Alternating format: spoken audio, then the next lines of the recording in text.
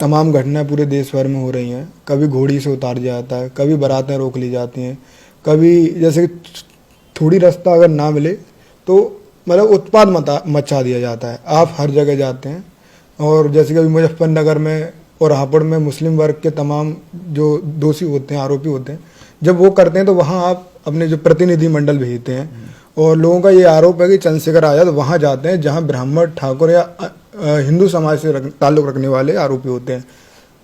देखो ऐसा है विशाल भाई जी, देखो मैं जाता किन जगह हूँ ये भी बात समझनी पड़ेगी। आपकी जो नज़दीकियाँ हैं तमाम बीजेपी नेताओं के साथ देखी जा रही हैं। अभी एक वीडियो भी वायरल हुआ है जिसको बड़ा विरोध कर रहे हैं कि चंद्रशेखर आज़ाद उत्तर प्रदेश में बीजेपी के वीर हनुमान के रूप में काम कर रहे हैं। ऐसे तमाम बड़े आरोप लगाए जा रहे हैं और क्या कुछ ऐसी सच्चाई या कहीं ना कहीं वो आप ही बता सकते हैं? नहीं तो आरोप कौन लगा रहा है? तो ठीक है, वो हमारे यहाँ मिनिस्टर हैं, उन्होंने वो खुद चल के आए, उन्होंने गले लगाया। गले लगाना कोई अपराध नहीं है, ठीक है। तो मैं स्पष्ट तौर पे कहना चाहता हूँ कि हमारी लड़ाई व्यक्ति से नहीं है, वैचारिकी से। और मैं आपको आज फिर कह रहा हूँ, मैं तो बहुत सारे लोगों से मिला जो उस समय कांग्रेस में थे, समाजवादी में थे, बसपा में थे, आज वो भाजपा में है। अभी समाजवादी पार्टी के जो बड़े नेता हैं आजम खान वो जेल में हैं और आपकी नज़दीकियाँ परिवार से, उनके बेटे से भी मिलना जुलना, सीतापुर जिले में भी कई बार आप गए हैं, तो लगातार बढ़ती जा रही है। लोग कयास लग रहे हैं कि आप एक साथ ये आ सकते बड़ा हैं। अच्छा सवाल आपने किया और इसमें एक सवाल में कई जवाब है।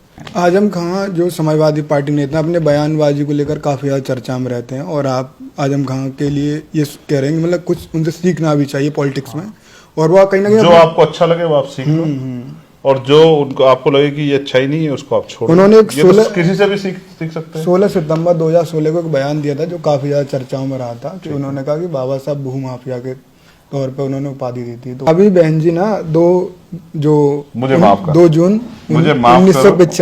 करो मैं बहन जी 2 जून 1995 में जो गेस्ट हाउस कांड हुआ उसको लेकर काफी ज्यादा समाजवादी पार्टियों घिरती हुई आ रही है। चंद्रशेखर आजाद उनसे मिल गए जिन्होंने बाबा साहब के विरुद्ध बोला था। चंद्रशेखर आजाद बीजेपी मंत्री, अब मैंने तो उनके यहाँ भी फोन किया था, चले गए, उनके यहाँ भी फोन किया था मैंने मिलने के लिए, तो मैंने तो इसलिए हाथ जोड़ लिए।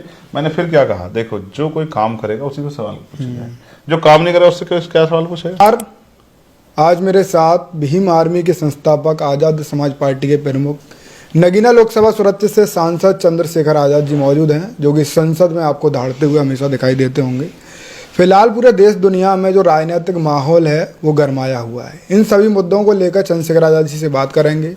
बिहार चुनाव भी आने वाला है, उत्तर प्रदेश में आगे विधानसभा चुनाव भी आने वाला है। सर बहुत स्वागत है आपका। धन्यवाद। जय भीम विशाल भाई। तो लगातार इस देश में जो राजनीति है वो काफ़ी ज़्यादा इस समय गरमाई हुई है। तमाम जो जैसे कि अभी समाजवादी पार्टी के प्रमुख अखिलेश यादव हैं, एक सांसद ने उनके ने बयान दिया है राणा सांगा विवाद पर। तो उन्होंने जब वो बयान दिया है तो लगातार ये कह रहे हैं एक दलित सांसद। क्या आपको नहीं लगता कि वो दलितों को आगे करके इस देश में माहौल ख़राब करने चाह रहे हैं? देखिए, पार्लियामेंट चाहे वो लोकसभा और राज्यसभा हो, वहाँ वाद विवाद होते हैं जी। लोग अपनी बात रखते हैं, तथ्यों के आधार पर रखते हैं। किसी ने कोई बात की है, उससे मेरी सहमति असहमति हो सकती है जी, लेकिन उनके साथ किसी भी तरह की हिंसा करना या उनके घर को जलाने का प्रयास करना, इस बात से मैं सहमत नहीं। हालांकि जो दूसरा सवाल आपका है कि भाई वो उनको दलित सांसद करे, इस बात से भी मैं सहमत नहीं हूँ। अगर आपकी पार्टी में जाके भी वो दलित ही रहे, दलित का तबका नहीं हटा पाए, तो ये भी जो है सही नहीं। मैं स्पष्ट तौर पर कहना चाहता हूं कि भाई भारत में सहमति असहमति लोकतंत्र की खूबसूरती है, लेकिन इसके नाम पे हिंसा अराजकता को जो है वो छूट नहीं दी जा सकती और सभी को अपने शब्दों में गरिमा रखनी चाहिए, चाहे वो पक्ष हो या विपक्ष हो। विपक्ष के लोग तो इससे भी आगे निकले हैं। कोई नारा देता था गोली मारो सालों को, कोई कहता था, एक सांसद ने तो इस तरह के बयान दिए, मैं उन शब्दों का प्रयोग भी नहीं कर सकता हूँ। ऐसे ही शब्दों का प्रयोग जो है मुख्यमंत्री ने किया उत्तर प्रदेश में अपनी विधानसभा में, कटमुल्ला, आतंकवादी, ये सब चीजें तो कटोगे नहीं, ये सब चीजें मैं इनसे सहमत नहीं हूँ। देखिए बेसिक क्या होता है, इन मुद्दों की वजह से जो बुनियादी विषय हैं, रोटी कपड़ा मकान रोजगार, खेती किसानी जमीन, अच्छा स्वास्थ्य, अच्छा जो है स्कूलिंग सिस्टम, अच्छी शिक्षा, ये सब चीजें पीछे चली जाती हैं। जो बुनियादी चीज़ें हैं उनसे चर्चा हट जाती है, और मीडिया भी चाहता है कि उनसे चर्चा हट जाए, इसलिए मीडिया ने उस बयान को पूरा हाइक दिया और फिर इस तरह का माहौल बना कि जो सरकार द्वारा तमाम तरह से बुनियादी ज़रूरतें पूरी नहीं की जा रही हैं उनसे ध्यान हट सके। आज एक बड़ा ऐतिहासिक दिन भी है, 2 अप्रैल 2018, जो आंदोलन हुआ पूरे देश भर में, SC/ST के जो बच्चे शहीद हुए, और आज 2025 में आप पहली बार संसद में हो, तो इसको लेकर आपने क्या कुछ प्लान बनाया? आपको संसद में बात रखने का मौका इस बार पहली बार मिल रहा है, तो इसको लेकर आज कोई बात? जहाँ तक मुझे याद है, मैंने सबसे पहले जिस दिन मैंने अपनी बात रखी थी उस दिन मैंने 2 अप्रैल 2018 के मुकदमे वापस लेने का सरकार से आग्रह किया था जी। और मैंने कहा था, क्योंकि उसका जो पूरा सार है वो ये है कि 2 अप्रैल के जो मुकदमे हैं वो सुप्रीम कोर्ट के एक आदेश के बाद शेड्यूल कास्ट के लोग सड़कों पे आए, उसके बाद वो मुकदमे हुए। फिर बाद में सरकार ने स्वीकार किया कि ये जो है ये मामले इसको हमें रिजॉल्व करना है। सरकार की ने पार्लियामेंट में जो है और SC/ST एक्ट को और मजबूत करके जो है ये सब चीज़ें करने का काम किया और सुप्रीम कोर्ट के ऑर्डर को जो है वो रोकने का काम किया। फिर सुप्रीम कोर्ट ने भी बाद में माना कि ये सब चीज़ें नहीं होनी चाहिए, ये सब चीज़ें जो हैं इसमें हमसे मिस्टेक हुई है, और उन्होंने फिर सुप्रीम कोर्ट ने भी ऑर्डर को ताकत दी। तो इसलिए मैं ये कहना चाहता हूँ कि भाई जिस काम को सुप्रीम कोर्ट ने भी मान लिया कि वो हमसे मिस्टेक हुई, बिल्कुल, उसको रिव्यू कर लिया और पार्लियामेंट ने जिस पर कानून बनाया, तो उनका जो इम्पैक्ट हुआ था उसकी वजह से जो शेड्यूल कास्ट के बच्चों पे, युवाओं पे, कर्मचारी जो मुकदमे हो उनको सरकार वापस ले, क्योंकि ये सुप्रीम कोर्ट की जो ऑर्डर था उसकी वजह से हुआ और सरकार ने इसको एक्सेप्ट किया कि ये होना चाहिए, तो उसको शक्ति दी। तो अगर सरकार इन वर्गों के ये मुकदमे वापस नहीं करती तो इससे इन वर्गों का बहुत बड़ा नुकसान होगा। मैं लगातार इसकी मांग को उठा रहा हूँ, मुझे उम्मीद है सरकार इस मांग को हमारी मानेगी।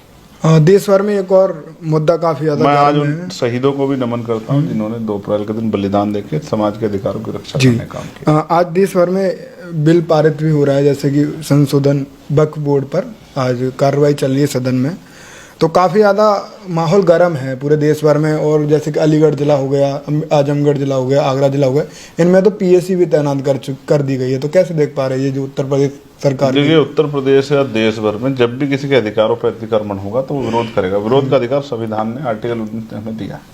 हालांकि अब जो विरोध करने के लिए कोशिश करता है उसका गला घोटने का काम सरकार करती है। जैसे अभी 10 तारीख को हमारा आंदोलन 10 मार्च को, उसका गला घोटने का काम सरकार ने किया, फिर भी वहाँ हजारों हजार संख्या में लखनऊ लोग पहुंचे। तो सरकार को ये भय है, क्योंकि सरकार कह रही है कि हम ये बिल मुसलमानों के लिए ला रहे हैं, उनके फायदे के लिए, गरीब मुसलमानों के लिए नहीं होगा। और बड़ा सवाल ये है कि जिनके लिए आप ला रहे हो और वही इससे नाराज है, वही इस पर ऐतराज जाहिर करे, तो आप बिल किसके लिए ला रहे हैं? लोकतंत्र यानी कि जन भावनाओं का सम्मान, जनमत, बहुमत। तो बहुमत में मुसलमान इस बिल का विरोध कर रहा है, फिर आप इसको जबरदस्ती क्यों ला रहे हो? तो सरकार की मंशा पे शक है, और सरकार की मंशा पे शक होना भी चाहिए क्योंकि सरकार ने जो वादे किए उनको पूरा तो नहीं किया। क्या उत्तर प्रदेश सरकार समझ चुकी है कि माहौल गड़बड़ हो सकता है, इसी वजह से PSC लगाई गई? नहीं, उत्तर प्रदेश की सरकार तो इन मामलों को भुनाने का काम करती है। कुछ ना भी हो रहा हो तो भी उन्होंने, जो ईद पे क्या हो रहा था, ईद तो की नमाज हर बार होती है, उन्होंने इतनी फोर्स लगा के 1 इंच भी अगर कोई पैर सड़क पे रख ले रहा था तो लाठी से उसको पैर धकेलने काम कर रहे थे। तो ये इसको क्या मानोगे आप? ठीक है, ये तो सरकार की तानाशाही है, लोगों को परेशान करना, लोगों के मन में भय पैदा करना, इस तरह का माहौल बनाना, उस पर फिर मीडिया के द्वारा चर्चा करवाना जिससे सरकार को फायदा हो। विपक्ष लगातार हल्ला बोल है वक्फ बोर्ड पर, और मुझे नहीं लगता क्योंकि सरकार के पास पूर्ण बहुमत है इस बिल को पास करने के लिए। और क्या लग रहा है आप इस कार्रवाई को रोक पाओगे? मतलब नहीं, ये सरकार चाह रही है, थोड़ा सा कंफ्यूजन है, मैं इसको दो, सरकार के पास बहुमत है। हम लोग कोशिश कर रहे हैं कि जो बहुमत सरकार के पास है उसमें से कुछ लोग अपना हृदय पर व्यक्त कर रहे हैं, अपना मन बदलें और वो इस बिल के विरोध में आके हमारे साथ खड़े हों। हालांकि क्योंकि मेजोरिटी तो सरकार की मेजोरिटी नहीं होती, सरकार कैसे होती? तो सरकार का बहुमत, लेकिन हम कोशिश कर रहे हैं, चाहे नीतीश जी के लोग हैं, नायडू जी के या LJP के लोग हों, उन सबसे हमने कोशिश की है कि भाई चर्चा की और उनको समझाने का भी काम किया है कि सत्ता लंबे समय नहीं रहेगी, बाद में जो है फिर जो है देश के लोगों का की विजय होगी, लोकतंत्र की, संविधान की विजय होगी। तो संविधान विरोधी कानूनों के खिलाफ आपको अपना स्टैंड लेना चाहिए, क्योंकि इससे स्पष्ट हो जाएगा कि कौन किस वर्ग का कितना हितैषी। अभी जो वक्फ बोर्ड, मतलब ये मैं इसी टॉपिक पे एक और सवाल जानना चाहूँगा, क्या लग रहा है कि ये जो सरकार है इससे मुस्लिम को नुकसान होगा? अगर ये पास होता है तो? बिल्कुल डेफिनेटली नुकसान होगा। इससे सरकार को एक जो है अपना एजेंडा लागू कराने का अवसर मिलेगा। डिस्प्यूटेड प्रॉपर्टी पे सरकार के लोग अभी जो जहाँ जैसे संभल है, तो संभल की मस्जिद तो डिस्प्यूटेड नहीं थी, लेकिन उसको डिस्प्यूटेड कर दिया गया। अब वहाँ जो है तमाम जब भी कोई नमाज का कार्यक्रम होता है या कोई धार्मिक कार्यक्रम होता है तो उसको सेंसिटिव बना दिया पूरे उसको, जैसे पता नहीं क्या होने वाला, फोर्स लगती है, मीडिया डिबेट्स होती हैं। तो इसी तरह कल किसी भी डिस्प्यूटेड प्रॉपर्टी पे इस तरह के इश्यूज को जो है और उसको क्रिएट करके और उससे जो है राजनीतिक फायदा लेने का काम सरकार करेगी, मुझे ऐसा लगता है। अच्छा, आने वाले जो चुनाव हैं, आप लगातार अपनी पार्टी के कैडराइज तरीके से आपने अपना जो तरीका है पॉलिटिक्स करने का वो भी बदल दिया है कहीं ना कहीं, और आप कैडर तरीके से अपने लोगों को मजबूत करना चाह रहे हैं। आने वाले चुनाव में 2027 में उत्तर प्रदेश में और हाल ही में वहाँ बिहार में चुनाव हैं, तो उनको लेकर क्या कुछ रणनीति है? किसी पार्टी के साथ अलायंस है या आप अपने दम पर कुछ? देखिए, चुनाव दूर है, जिसके अपने अंदर खुद के अंदर ताकत नहीं होती उसकी कोई मदद नहीं एक्टिविटी काफी ज्यादा बढ़ गई है ना, उसकी कोई मदद ना करता है ना कोई उससे मदद लेता है। जिसके खुद के पैर कमजोर होते हैं, तो हम अपने पैर मजबूत कर रहे हैं, जमीन मजबूत कर रहे हैं, लोगों तक पहुंच रहे हैं, लोगों को जागरूक कर रहे हैं, लोगों को जोड़ रहे हैं। तो जब हम मजबूत होंगे तो हर कोई हमसे बात करेगा जी। तो जब तक हम मजबूत नहीं होंगे तब तक तो लोग हमारी मजाक, एक पार्टी के नेता हमारी मजाक उड़ा करते थे कि वो तो जो है पार्षद नहीं जीत सकता, तो सभासद नहीं जीत सकता, प्रधान ही नहीं जीत सकता। लेकिन ये सब चीजें तो आपके सामने ही हुई कि हमने चुनाव भी जीता और चुनाव जीत के जो है अपने आप को साबित भी किया। अभी जो जैसे कि अभी तमाम घटनाएं पूरे देश भर में हो रही हैं, कभी घोड़ी से उतार दिया जाता है, कभी बारातें रोक ली जाती हैं, कभी जैसे कि थोड़ी रास्ता अगर ना मिले तो मतलब उत्पाद मचा दिया जाता है। आप हर जगह जाते हैं और जैसे कि अभी मुजफ्फरनगर में और हापुड़ में मुस्लिम वर्ग के तमाम जो दोषी होते हैं, आरोपी होते हैं, जब वो करते हैं तो वहाँ आप अपने जो प्रतिनिधि मंडल भेजते हैं और लोगों का ये आरोप है कि चंद्रशेखर आजाद वहाँ जाते हैं जहाँ ब्राह्मण, ठाकुर या हिंदू समाज से ताल्लुक रखने वाले आरोपी होते हैं। देखो ऐसा है विशाल भाई जी, आप घटनाएं तो रोज हो रही है। बिल्कुल। तो पिछले 15 दिनों में मैं किस घटना पर गया हूँ आप बताओ? मथुरा में गई थी आप इस बार? 15 दिन नहीं हुए, ज्यादा हो गए। ज्यादा हो गए नहीं, लास्ट आप तो दोनों उस कार्यक्रम में थे, आपको याद होगा किस तारीख की घटना? फरवरी को गए थे आप शायद। 28 फरवरी को आई थी। नहीं, 28 फरवरी को गए थे। अब आप ये समझिए कि मार्च खत्म हो गया, आज हम लोग 2 अप्रैल पे बात कर रहे हैं। जी बिल्कुल। ठीक है, 1 महीना 2 दिन, इस 1 महीना 2 दिन में मैं किसी पीड़ित परिवार से मिलने नहीं मिले आप। तो जब मैं इस सदन का मेंबर नहीं था तब मेरे पास समय ज्यादा होता था, तो मैं हर दिन किसी न किसी पीड़ित परिवार से मिलने जाता था। अब क्योंकि समय कम है और देखो मैं जाता किन जगह हूं ये भी बात समझनी पड़ेगी जहां न्याय मुश्किल हो रहा है। जैसे मथुरा में क्यों गया? मथुरा में इसलिए गया, पहली घटना में इसलिए गया कि मथुरा में मेरे पास सूचना आई जब मेरी परिवार से बात हुई कि वो बच्चियां खाना नहीं खा रही, वो परिवार डर के साए में है। उन्होंने संकल्प लिया कि जब तक शादी नहीं होगी तब तक वो अपना मंडप नहीं उखाड़ेंगे और जो लोग जेल चले गए उनको धमकी दे रहे हैं। तब मैं भाई होने के नाते गया और उसका प्रभाव क्या हुआ? शादी हुई। कि उन बच्चों ने, उस परिवार ने मेरी अपील मान के वो शादी तय की और वो शादी उसी तिथि में हुई जिस तिथि में उन्होंने तय की थी, 7 तारीख को। 7 तारीख में। एक बात। दूसरी घटना में क्यों गया? क्योंकि जो बघेल साहब की हत्या हुई थी उनको, उनके बाकी आरोपी गिरफ्तार नहीं हो रहे थे, इसलिए मैं दूसरी घटना में गया। तीसरी जो घटना थी उसमें वो परिवार डर के साए में था, वो हिम्मत नहीं जुटा पा रहा था और उसमें से बहुत सारे लोग गिरफ्तार नहीं हुए थे। अब आप सोचो कि जिस घटना में त्वरित कार्रवाई हो रही है, जिसमें एक आरोपी एक का एक गिरफ्तार, जिसमें 10 आरोपी 10 के 10 गिरफ्तार, तो उस घटना में मैं करने क्या जाऊंगा? अगर मैं उसमें जाऊंगा तो कहेंगे कि आप राजनीति कर रहे हैं। जब सब कुछ हो गया तो मैं क्या करूं? ठीक है, जैसे बहुत सारी बातें होती है कि साहब वो भी तो जाते हैं, ये भी जाते हैं, लोकतंत्र में सबको जाना चाहिए। मगर आप बताओ, आपको भी ये काम करते थे लंबा समय हो गया, 2019 पिछले 5 साल से पहले आपने देखा कोई जाता था क्या? जब से भीम आर्मी ने लोगों के दुख दर्द में जाना शुरू किया तब से सारी पार्टियों ने हमसे सीखा और जाना शुरू किया है। एक पार्टी जो आजकल खूब दौड़ भाग कर रही है आने जाने में, उसके बारे में तो ये सर्वविदित था कि वो किसी के दुख सुख में जाते ही नहीं है, वो कोई आंदोलन नहीं करते हैं। वो तो कहते हैं कि हम जो है सत्ता से सब कुछ बदलेंगे, हम कोई आंदोलन नहीं करेंगे। अब तो आंदोलन भी कर रहे हैं, अब तो आज आ भी रहे। तो ऐसा क्या हो गया? तो हमने अपना रास्ता बदला या किसी और पार्टी ने अपना रास्ता बदला? हमारा रास्ता उचित है। और देखो इतना बड़ा संगठन है, मैं अकेला ही कहाँ जा सकता हूँ? जी। तो उड़ीसा के लोग उड़ीसा में जाते हैं, झारखंड के लोग झारखंड में जाते हैं। मैं क्यों गया छत्तीसगढ़? क्योंकि छत्तीसगढ़ में न्याय नहीं मिल रहा था, वहां के ज्यादा लोग बंद कर दिए गए, कोई बात रखने वाला था, इसलिए मैं छत्तीसगढ़ गया। अगर छत्तीसगढ़ के लोग ही वहां बाहर होते, जिले के लोगों पर कार्रवाई होती और प्रदेश के लोग बाहर होते, प्रदेश के लोग खुद संभाल लेते। तो मैं भी गया, विनय भाई भी गए, तो हम सब लोग, मैं वहां जाता हूँ स्पेशली जहां न्याय की उम्मीद कम होती। इस सरकार में मुसलमान को अपराध कर दे और वो चैन से सो जाए, ये तो संभव ही नहीं है। अपराध झूठा हो सच्चा हो, मैं इस पे नहीं कह रहा हूँ, लेकिन उसको अगर वो चैन से सो जाए तो ये बुलडोजर किसके घरों पे चले? आपने उनके अलावा देखा किसी घरों बुलडोजर चलता हुआ? लगातार पंचायत। इसलिए जैसे बीजेपी के लोग सिलेक्टिव पॉलिटिक्स करते हैं, बीजेपी के लोग मथुरा गए शादी में, लेकिन उसके बराबर बघेल साहब की हत्या में नहीं गए। उससे अगली तरफ जहां दलित समाज में गोली चली वहां नहीं गए, ठीक है? तो वो वहां नहीं जाते जहां बेसिक क्या है कि मैं परिवार से बातें तो मोस्टली सबसे करता हूँ, मैं उसका उस तरह प्रचार नहीं करता कि उसका वीडियो रिकॉर्ड करके बड़े पैमाने पे उसको प्रचारित करूँगी, देखो मेरी बात होगी, लेकिन मैं उस सारे परिवार से बात करता हूँ। और जहाँ स्थिति ऐसी होती है वो जान से वहां मैं जाता हूँ। मैं ना मुसलमान देखता, ना मैं हिंदू देखता, ना मैं और किसी चीज को देखता। जहां जो अपराधी होता है मैं अपराधी को अपराधी मानता हूँ, ठीक है? और मैं ब्राह्मण ठाकुरों बनियों का विरोधी नहीं हूँ। मैं तो चाहता हूँ कि वो भी समता के मार्ग पे आए, वो भी मानवतावादी सोच को अपने अंदर धारण करें और उसके साथ आगे बढ़े। मैं उनका भी दुश्मन नहीं, मैं तो ब्राह्मणवाद का दुश्मन हूँ, किसी जाति का दुश्मन नहीं, किसी वर्ग का दुश्मन नहीं, किसी व्यक्ति का दुश्मन नहीं। मैं तो उस व्यवस्था का दुश्मन हूँ जो व्यवस्था आदमी को बांटने काम करती। लगातार अभी आपकी जो नज़दीकियाँ हैं तमाम बीजेपी नेताओं के साथ देखी जा रही हैं। अभी एक वीडियो भी वायरल हुआ है जिसको बड़ा विरोध कर रहे हैं कि चंद्रशेखर आजाद उत्तर प्रदेश में बीजेपी के वीर हनुमान के रूप में काम कर रहे हैं। ऐसे तमाम बड़े आरोप लगाए जा रहे हैं, और क्या कुछ ऐसी सच्चाई या कहीं ना कहीं वो आप ही बता सकते हैं? नहीं तो आरोप कौन लगा रहा है? आपके विरोधी। मेरे विरोधी कौन है? जब तक बात आप स्पष्ट नहीं करोगे तब तक फिर बात आगे कैसे बढ़ेगी? किसने लगाया आरोप?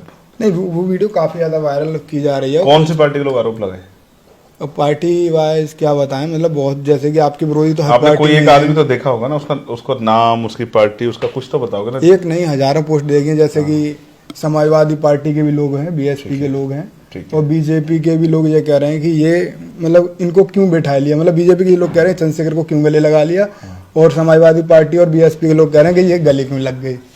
अब आप महसूस करो, आप ही कह रहे हो ना, तीनों पार्टी के लोग कह रहे हैं। तो वो कार्यक्रम क्या है जान लो। हनुमान बेनीवाल जी के घर पे शादी, उनके बेटे के जन्मदिन कार्यक्रम है, एक होटल में ही मेरे मकान के बराबर में। वो मेरे साथी हैं, मेरे अलायंस पार्टनर हैं।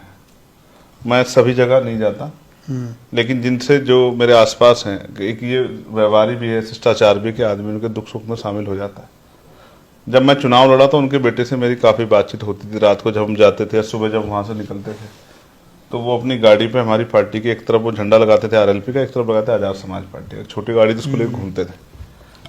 तो उन्होंने मुझसे कहा कि चाचा आपको आना है, तो मैं वहाँ चला गया, और हम पीछे बैठे थे, मेरे साथ समाजवादी के लोग बैठे थे और कांग्रेस के लोग आए हुए थे, पूरे देश भर से आए थे। और क्योंकि ये शिष्टाचार है कि जब देखिए अगर कोई इससे मिलता है, मैं तमाम मंत्रियों से मिलता हूँ अपने क्षेत्र के कामों के लिए, शिक्षा मंत्री हो, एजुकेशन मिनिस्टर हो।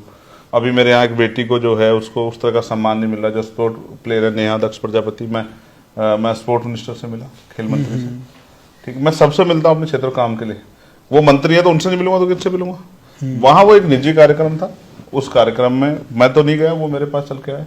और कबीरदास जी को हम लोग मानने वाले, बड़ी हंसी मजाक हो रही थी वहाँ। कबीरदास जी को हम लोग मानने वाले लोग हैं। तो कबीरदास जी ने कहा, संत ना छोड़े संगति, कोटि मिले असंत। कि जो सज्जन होता है वो अपना स्वभाव नहीं छोड़ता, चाहे उसको कितने ही जो है दुर्जन लोग मिल जाए। जैसे उसका उदाहरण भी है कि जैसे चंदन के वृक्ष पे सैकड़ों सांप लिपट जाते हैं जो विष से भरे होते हैं, लेकिन चंदन अपनी शीतलता तो नहीं छोड़ता है ना। तो ठीक है, वो हमारे यहाँ मिनिस्टर हैं, वो खुद चल के आए, उन्होंने गले लगाया। गले लगाना कोई अपराध नहीं है, ठीक है? तो मैं स्पष्ट तौर पे कहना चाहता हूँ कि हमारी लड़ाई व्यक्ति से नहीं है, वैचारिकी से। और मैं आपको आज फिर कह रहा हूँ, मैं तो बहुत सारे लोगों से मिला जो उस समय कांग्रेस में थे, समाजवादी में थे, बसपा में थे, आज वो भाजपा में है, कांग्रेस में है, समाजवादी में। मैं बहुत सारे लोगों से मिला। कितने लोग ऐसे हैं जिनसे मैं मिला? मैं अखिलेश जी से मिला, मैं जो दिल्ली के पूर्व चीफ उनसे मिला, राहुल गांधी जी से मिला और उनकी पार्टी के नेताओं से मिला। तो नेताओं का क्या है, नेता तो अपनी सहूलियत के हिसाब से आते जाते रहते हैं। आज जो लोग बीजेपी में हैं, क्या वो कांग्रेस में नहीं थे पहले? मैं आपको कितने लोग गिनवा दूंगा। उत्तर प्रदेश में ब्रजेश पाठक जी बीएसपी में रहे, उत्तर प्रदेश से ये रामचल राजभर, लालजी वर्मा सब बीएसपी में थे, अब सपा में हैं। अब यहाँ हमारे वीर सिंह जी थे, पूर्व राज्यसभा सांसद, बीएसपी में थे, अब वो भाजपा में, उससे पहले सपा में। कितने ऐसे नेता हैं जिनको आपको गिनवा दूंगा। तो मैंने फिर कहा ना, व्यक्ति बुरा नहीं होता, वैचार की बहुत इंपॉर्टेंट। वैचार की से कोई समझौता नहीं हो सकता है। सभी सांसद, सभी विधायक कहाँ हैं कहाँ नहीं, किसी को नहीं पता। अगर अभी सड़क पे मैं निकलूं, अगर मैं सड़क पे निकलूं, अगर वहां किसी एक्सीडेंट हो जाए, वो किसी पार्टी का हो, मेंबर है हम सब लोग, जिस तरह के स्कूल होता है उसका एक पार्ट है, तो मुझे क्या करना चाहिए? अगर वो बीजेपी का है, कांग्रेस, समाजवादी है, इवन किसी पार्टी का है, तो उसको मरने छोड़ के निकल जाना चाहिए। ये आपके संत गुरु महापुरुष सिखाया जी। मैंने कहा ना, मैं फिर स्पष्टवादी बात, मैं तो चाहता हूँ कि जो मानवतावादी गुण मेरे अंदर है, जो प्रेम मेरे अंदर है, वो जिनके अंदर नफरत है उनके अंदर से भी निकल जाए, जो पॉजिटिवनेस हमारे में है वो उनमें भी जाए, और वो अपना जो अपने अंदर जो है, जो नकारात्मकता या जो किसी प्रति द्वेष है वो छोड़े। तो मैं तो इसको गलत नहीं मानता। मैं तो सबको ऑफर देता हूँ कि वो मानवतावादी रास्ते पर आजाद समाज पार्टी में आ जाए। जी जी जी।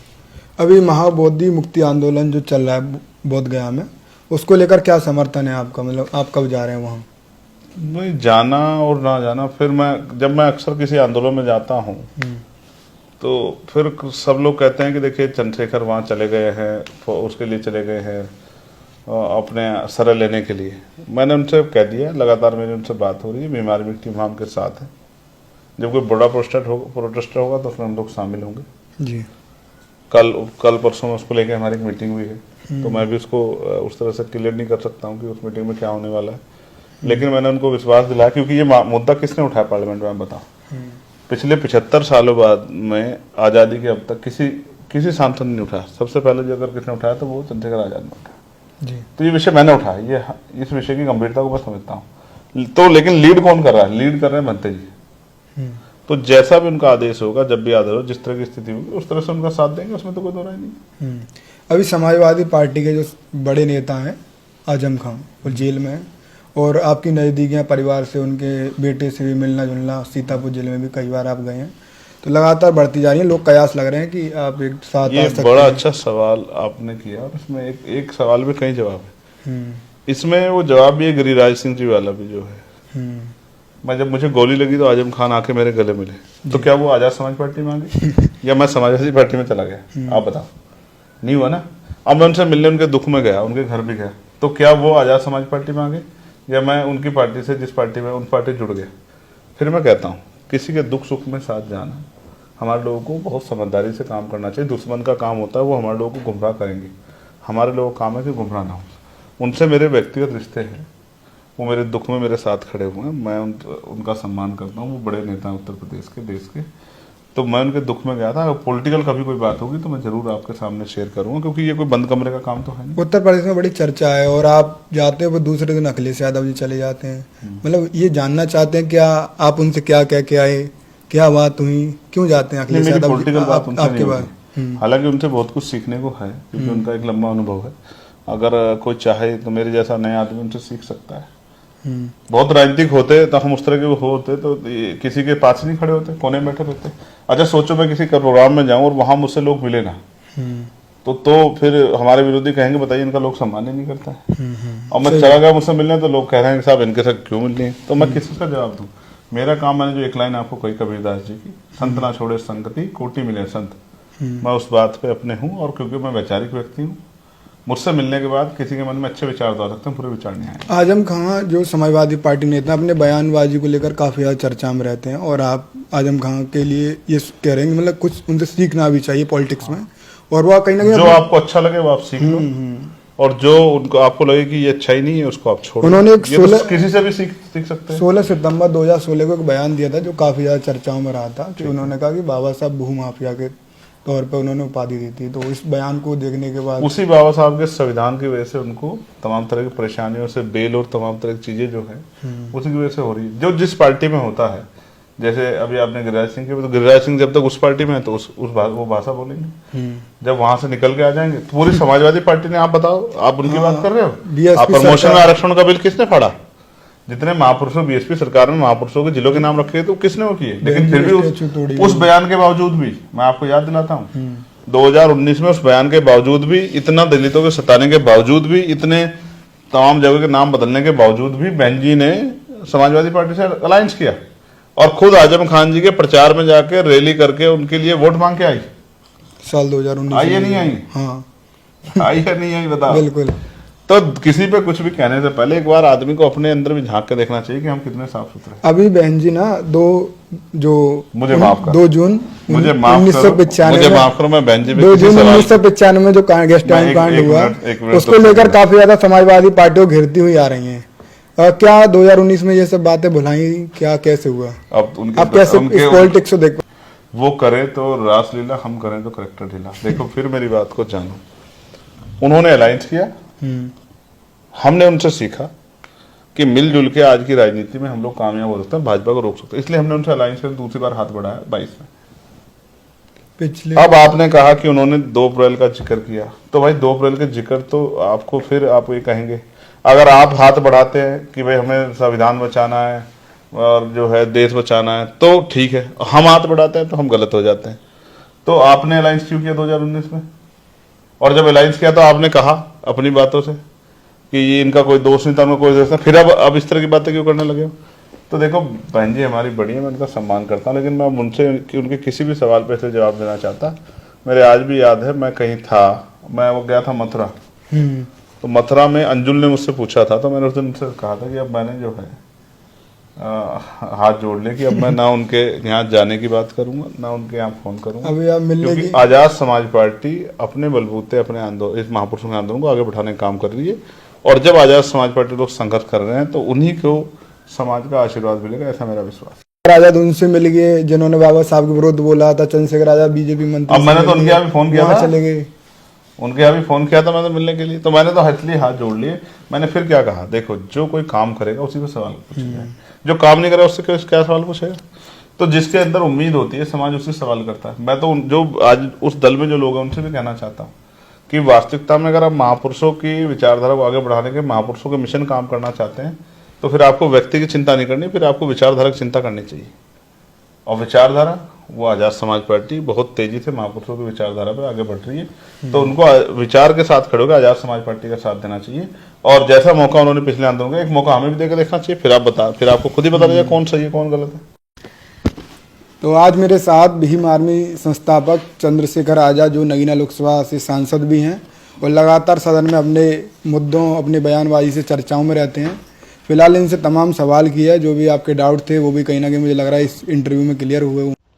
साथियों, जैसा कि आपको पता है, बी मिशन टीवी हमेशा ग्राउंड जीरो की रिपोर्ट आपके बीच रखता है। अगर आपको हमारा काम पसंद आता है तो बी मिशन टीवी को आर्थिक मदद करें, जिससे कि हम यूं ही निरंतर ग्राउंड लेवल पर काम करते रहें। स्क्रीन पर दिख रहे QR कोड को स्कैन करें और अपने दान की राशि बी मिशन टीवी के खाते में भेजें। QR कोड के अलावा आप हमारी UPI ID bmissiontv@ybl पर भी मदद भेज सकते हैं। जय भीम।